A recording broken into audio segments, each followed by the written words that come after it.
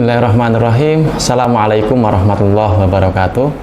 Perkenalkan, saya M. Al-Haris sebagai salah satu dosen di program studi S1 Statistika Universitas Muhammadiyah Semarang. Pada kesempatan kali ini, saya akan menyampaikan salah satu mata kuliah yang saya ampu, yaitu rancangan percobaan. Mata kuliah ini saya sampaikan sebagai bukti unjuk kerja Tridharma Perguruan Tinggi pada bidang pengajaran. Saya akan menyampaikan beberapa aspek yang telah saya lakukan pada pembelajaran rancangan percobaan ini. Di antaranya, yang pertama adalah delivery, yang kedua adalah interaction, yang ketiga adalah assessment. Deskripsi mata kuliah rancangan percobaan. Mata kuliah ini merupakan mata kuliah yang disampaikan kepada mahasiswa di semester 3 dengan bobot 3 SKS. Deskripsi mata kuliah ini adalah mata kuliah perancangan percobaan ini mempelajari tentang perancangan percobaan yang standar dan umum digunakan. Pembelajaran diawali dengan pengenalan perancangan percobaan, model rancangan satu faktor yang meliputi rancangan acak lengkap, rancangan acak kelompok lengkap, dan rancangan bujur sangkar Latin. Kemudian mahasiswa juga dibekali dengan tabel ANOVA dan mengurai keragaman dari rancangan tersebut. Selain itu, mahasiswa juga akan dibekali dengan bagaimana mengestimasi parameter model, melakukan uji perbandingan berganda, pemeriksaan asumsi model.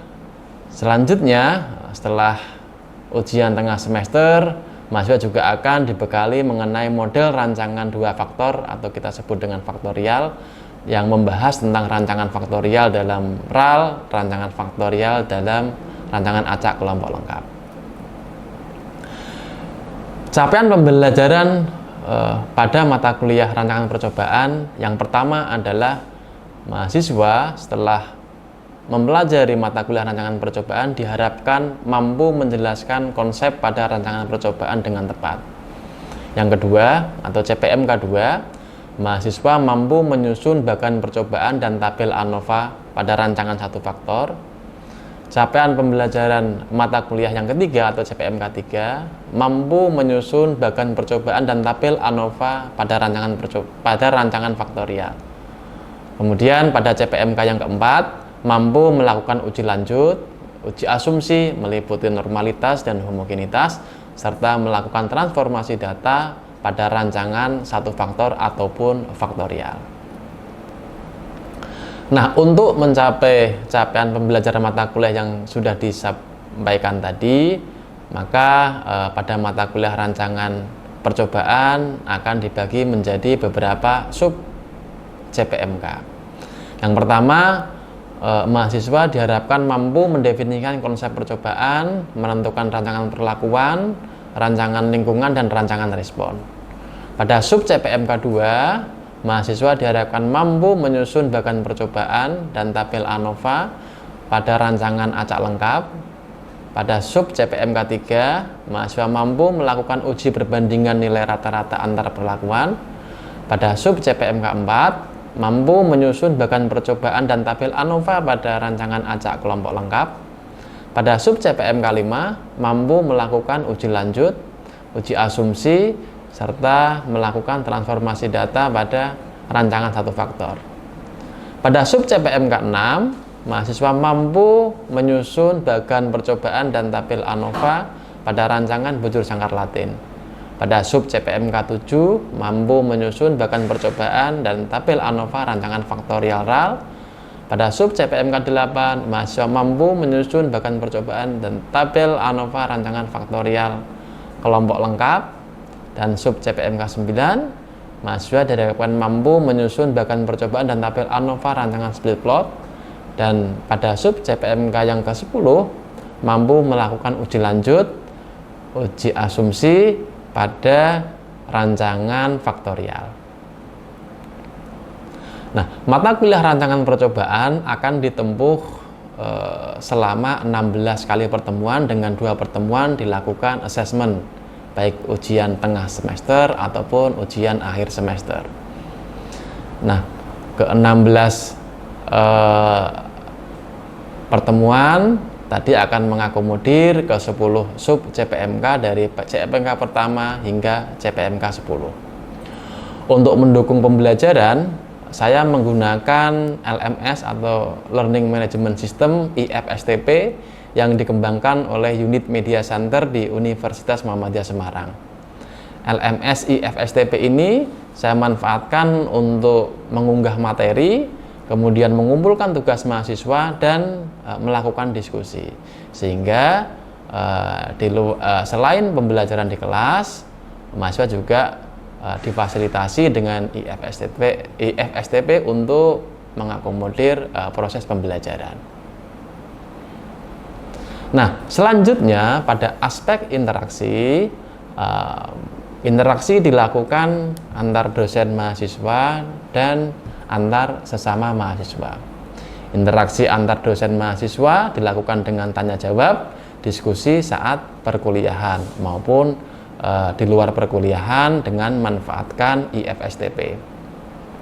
Interaksi antar mahasiswa dilakukan dengan penyelesaian studi kasus secara kelompok, kemudian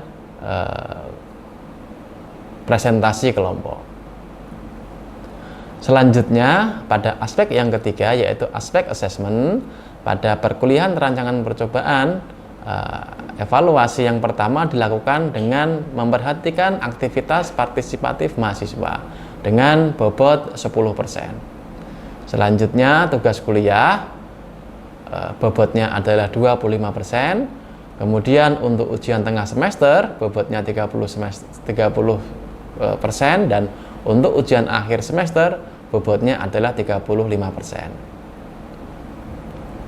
Demikian penjelasan singkat mengenai aspek delivery, interaction, dan assessment pada mata kuliah rancangan percobaan. Selanjutnya kami sajikan rekaman pembelajaran pada mata kuliah rancangan percobaan di salah satu pertemuan, yaitu pertemuan ke-9 yang membahas topik rancangan bujur sangkar Latin. Selamat menyaksikan. Oke, kita mulai ya. Assalamualaikum warahmatullahi wabarakatuh. Waalaikumsalam warahmatullahi wabarakatuh. Selamat pagi. Kita semua mengawali kuliah pada pagi hari ini. Kita terlebih dahulu bersama-sama berdoa disilakan. Bismillahirrahmanirrahim. Asyhadu an la ilaha illallah wa asyhadu anna Muhammadar Rasulullah. Raditu billahi rabban wa bil Islam dinan wa bi Muhammadin nabiyyan wa rasulan. Allahumma anfa'ni bima 'allamtani wa 'allimni ma yanfa'uni warzuqni ilman yanfa'uni. Rabbi shrah li sadri wa yassir li amri wahlul 'uqdatam min lisani yafqahu qawli. Rabbi hab li hukman wa 'allimni bis-shalihin. Amin. Baik, kita lanjutkan ya pembelajaran kita ya.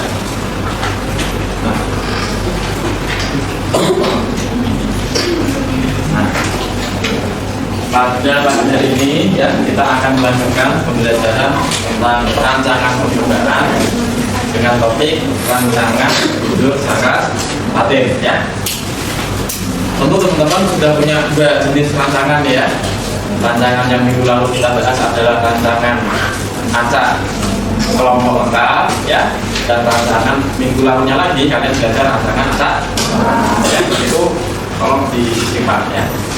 Nah, sedikit mereview ya. Jadi untuk rancangan acak kelompok lengkap ya, apa yang menjadi karakteristiknya? Katakan karakteristik kenapa kok kita menggunakan rancangan acak kelompok lengkap?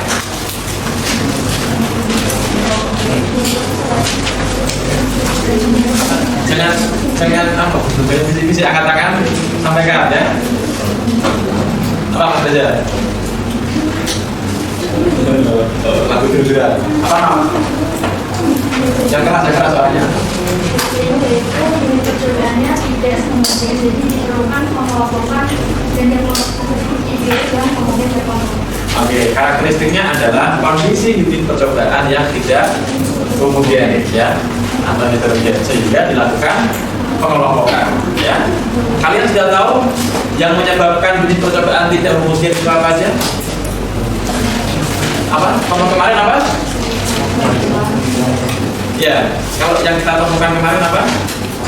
Karena ada aliran sungai ya pada sisi tertentu, maka menyebabkan yang lebih dekat dengan aliran tersebut menjadi lebih subur, ya kan, dibandingkan unit percobaan yang lebih jauh, ya. Nah, jadi pada rancangan acak kelompok lengkap ini yang kita perhatikan adalah ada satu kondisi lingkungan yang menyebabkan unit percobaannya tidak homogen, ya. Sehingga nanti ada satu sisi yang menyebabkan unit percobaan yang menjadi tidak homogen. Karena nanti akan berkaitan dengan rancangan yang akan kita pelajari pada materi. Ya.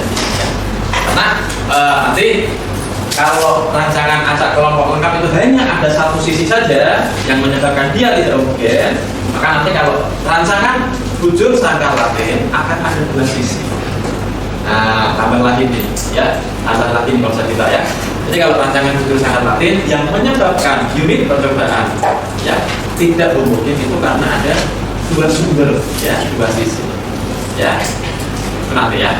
Nah, saya ingin sedikit review tentang ini penting, ya. Ya, konsepnya juga sudah oke, teknisnya teman-teman juga harus lengkap, ya, harus lengkap.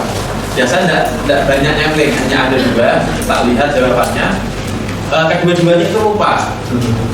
Apa yang dilupakan? Yang pertama adalah menuliskan modelnya. Ya, jadi kalau dalam sebuah rancangan, ya, dalam sebuah rancangan percobaan, ya, di awal didesain rancangan kita kan sudah jelas kita pakai model apa, betul? Ya kan? Apakah rancangan acak lengkap, rancangan acak kelompok, itu kan sudah didesain di awal. Karena proses nanti percobaannya kan mengikuti skenario rancangan yang ditetapkan, ya. Ya, di dalam teknis mengerjakan, tentu teman-teman di awal harus juga menuliskan rancangannya, ya kan? Oh, kasus ini rancangannya adalah misalkan rancangan acak kelompok lengkap, maka tuliskan modelnya, model additif linearnya berarti, ya. Nah, kemudian penting untuk kalian mendefinisikan masing-masing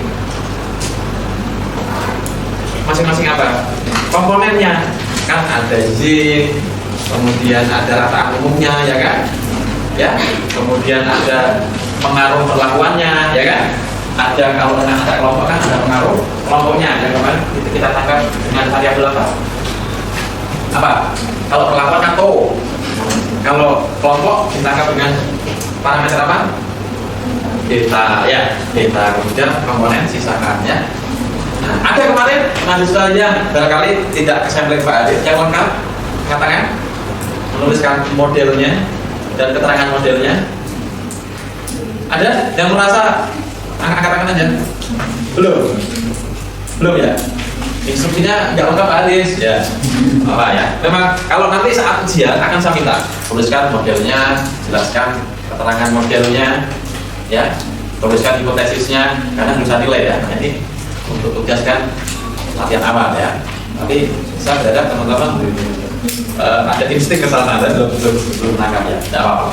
Kemudian dari dua sampel saya, ya, yang lupa ada yang terlewat juga adalah, ya, perancangan percobaan itu endingnya kita ingin mengetahui apa sih? Dari dua percobaan kemarin endingnya kita mau ngapain sih? Iya, mengetahui pengaruh dari perlakuan, ya. Nah, ini tak lihat ini ada mana ini uji hipotesisnya, uji F-nya, lupa lagi, ya. Lupa lagi. Ada yang sampai menyimpulkan pengaruh perlakuan, pengaruh berpengaruh atau tidak uji F-nya? Yang rancangan lengkap, angkat tangan. Yang menuliskan itu ada, no? Ya, menuliskan. Oke, uji F-nya, ya. Rancangan acak lengkap, ya. Rancangan acak kelompok lengkap juga sama. Oke, good, ya. Nah. Oke, ya, satu ada lagi. Oh, Mas Reza. Satu, sudah banyak, ya. Oke, good, ya. Nah, kita lanjutkan, ya, pembelajaran ya. Nah.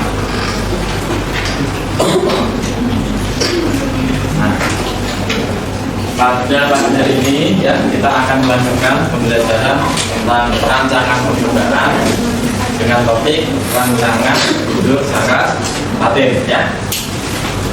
Tentu teman-teman sudah punya dua jenis rancangan ya.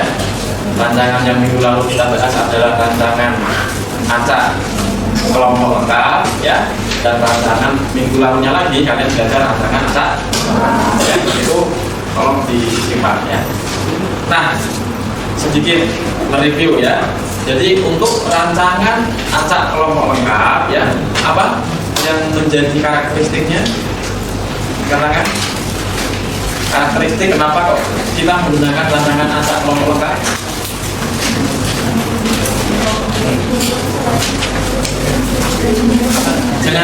Jangan apa? Bisa angkat tangan sampaikan ya. Apa Mas Reza? Lagu dulu apa nama? Jangan keras soalnya. Percobaannya tidak semuanya, jadi diperlukan pengelompokan dan yang tersebut ide dan kemudian berkelompok. Oke, karakteristiknya adalah kondisi unit percobaan yang tidak homogen ya atau heterogen sehingga dilakukan pengelompokan. Oke, apa? Nah, jangan asal ngomong lengkap saja. Oke, kita sedikit review ya supaya clear. Tapi saya minta di awal menuliskan modelnya dan tuliskan.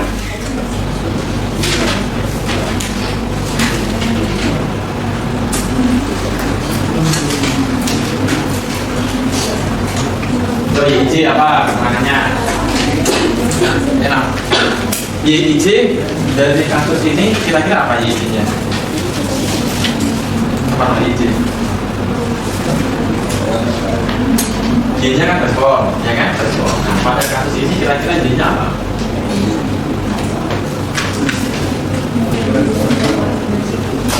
Bentuknya ya, bukan itu kelakuannya ya.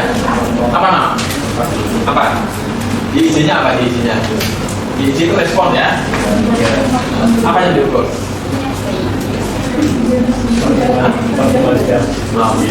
Ya, Z itu merupakan respon ya. Z itu merupakan respon. Nah, pada latihan ini keterangan yang diberikan silakan identifikasi ya, responnya itu apa ya. Responnya adalah pertumbuhan ya kan, udang taname ya kan, itu responnya ya, yang diberi kemudian ya, yang diberi kelakuannya apa, dosis ya, kemudian J-nya apa, J-nya kelompok ya kan. Dan di sini kasusnya kelompoknya apa yang di sini? Tempat budidaya yang berbeda ya kan, ikuti aja. Jadi YIC adalah pertumbuhan dalam kurung bobot mutlak udang taname ya kan, yang diberi perlakuan ya. Konteks saja yang diberi perlakuan dosis ringan ikan ke I ya kan, dan pada pola ke kecil. Nah, kalau di model umum kita apa? Di model umum di materi kita apa? Pengaruh respon kan? Pengaruh respon yang mendapatkan perlakuan ke I pada ulangan atau pada kelompok kecil kan? Nah, maksudnya itu responnya kita kontekskan dengan kasus, perlakuan kita kontekskan dengan kasus, ya kan? Kemudian ulangan atau kelompok kita kontekskan dengan kasus. Nah, ini kan konteks aja ya kan? Ayo, yang diberi perlakuan warnanya apa? Ini nanti dikasih ini.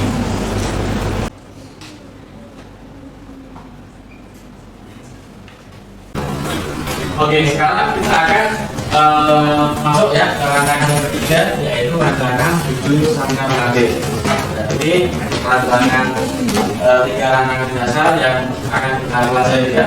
Nanti kita masuk ke rancangan faktorial ya. Nanti sudah sedikit saya singgung ya terkait dengan karakteristik rancangan judul sangkar paten ya. Nah, jadi kalau rancangan acak lengkap, karakternya adalah rancangannya ini menggunakan satu faktor ya, satu variabel bebas saja, kemudian unit percobaannya ini dikondisikan homogen, kasus yang homogen gitu kan. Nah, Kemudian pada rancangan acara lengkap karakternya satuan percobaannya ini heterogen, ya, tetap masih menggunakan satu faktor, ya. Tetapi ya perlakuan yang terlalu kecil ini menyebabkan alat percobaan menjadi ya. Ini juga suatu konsekuensi ya secara teori juga perlu diperhatikan ya. Kalau gitu saya percobaannya minimalis saja karena harus pergi gitu ya. Tapi teman-teman juga akan ya terlalu kecil percobaannya juga nanti dampaknya error kita menjadi. Maka secara konsep atau teori diatur pada ranah percobaan ini ya disarankan ini antara 4 sampai 8 mobil ya menggunakan rancangan ya. Nah, ini beberapa contoh kasus yang memerlukan ya penanganan lebih dari satu arah. Ini misalkan percobaan yang dilakukan di perbukitan ya, jalan mungkin ada kan? Kadang kalau saat perjalanan ke daerah-daerah yang kan ada pertanian ya, kan direret hubungannya kan miring ya. Nah, ternyata ya arah kemiringan dan arah angin ini secara mungkin empiris ya, pengalaman berulang-ulang ini mempengaruhi hasilnya. Maka ini harus diperhatikan ya. Nah, ada juga berarti ini kan satu arah ya. Nah, ini bisa perlu digunakan ATS ya. Kemudian ini contoh yang lain ya, percobaan dalam mobil gitu ya. Jadi posisi muka atau belakang dan posisi kanan kiri ya. Ini juga berpengaruh ya. Motor kalian itu cepat ganti mana? Depan belakang? Cepat ganti belakang, cepat bocor. Pernah Pak Aris? Motor saya baru, alhamdulillah ya. Ya ini ya dan hal tersebut ya yang desainnya. Nah ini salah satu desain layout ya, desain layout pada rancangan bujur antara rim ya. Setiap perlakuan itu nanti diberi simbol kapital ya, umumnya gitu ya. Ya, jadi misalkan ada perlakuan A, B, C, D ya, ada faktor tertentu ya, jelas ini masih rancangan dengan faktor ya. Nah, A, B, C, D kan merupakan taraf dari faktor tersebut ya. Nah, ini ya ditata dengan A, B, C, D ya kan. Nah, kemudian pada kolom kedua D, C, D, A. Nah, pada kolom ketiga C, D, A, B ya. Pada kolom keempat di ABC. Nah, kalau kita perhatikan ya, masing-masing perlakuan ini tidak akan muncul pada kolom. Nah, selanjutnya jam berapa ini? Setengah 9 ya. 30 menit saya minta ini kalian kerjakan ya. Ini kan sudah saya berikan nih. Nah, siapa tahu Pak Aris bentuknya salah. Kalian percaya? Saya nggak percaya. Jadi ini silakan dikerjakan dari apa? Yang pertama adalah modelnya ya. Kalian kontekskan dengan kasusnya ya. Kalian kontekskan dengan kasus. Oke ya, modelnya dan terus hipotesisnya, baru kalian membuat tabel ANOVA. Nah, menghitung itu kan tujuannya untuk membuat tabel ANOVA. Setelah tabel ANOVA dihasilkan, selanjutnya melakukan pengambilan keputusan ya, ya. Oke, kira-kira kasus ini responnya apa? IJK-nya apa? Apa? Ada sini. Apa? Y-nya apa? Y-nya? Apa? Produksi sawi pada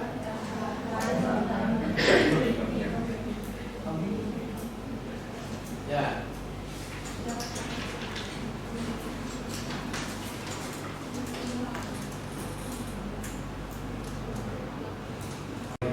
setelah pramuka ya.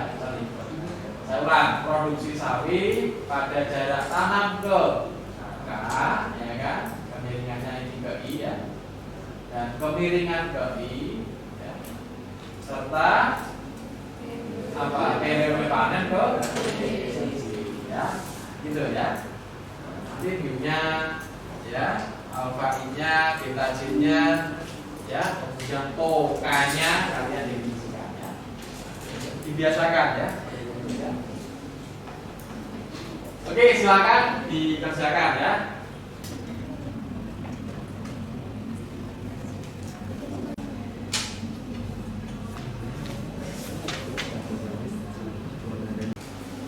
Oke, kita lihat ya. Jadi pada kasus ini ya, kita selesaikan dengan rancangan dulu sangat Latin ya. Pada modelnya YIJK ya, YIJK ini merupakan produktivitas ya mas ya, bukan pengaruh ya, tapi hasil produksi ya, atau cukup produksi aja ya. Jadi produksi sapi yang diberi perlakuan jarak tanam ke I ya kan, kemudian pada jarak tanam ke K ya perlakuan, kemudian kemiringan ke I dan periode panen ke I. Ini khusus sekarang cuma ke software ya. Terserah ya. Tergantung nanti kesepakatan kelompok ya. Oke, gitu ya teman-teman untuk pagi hari ini. Sebelum kita akhiri, ada yang ingin ditanyakan? Sampaikan. Sudah cukup jelas? Oke, jelas ya. Di akhir materi yang tadi juga masih ada satu latihan lagi ya. Silakan untuk melancarkan ya. Tidak tegas ya. Untuk pelatihan kalian aja. Oke, kalau dirasa cukup ya, terima kasih atas perhatian dan penyampaiannya. Kita akhiri, kemudian kita pada pagi hari ini harus kita tutup dengan doa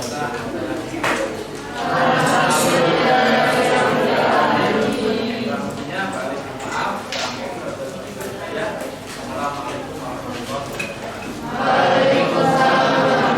wabarakatuh. Demikian rekaman pembelajaran yang saya lakukan pada mata kuliah rancangan percobaan sebagai persyaratan untuk memenuhi PDD UKT-PT Serdo Smart 2024. Semoga bermanfaat. Wassalamualaikum warahmatullahi wabarakatuh.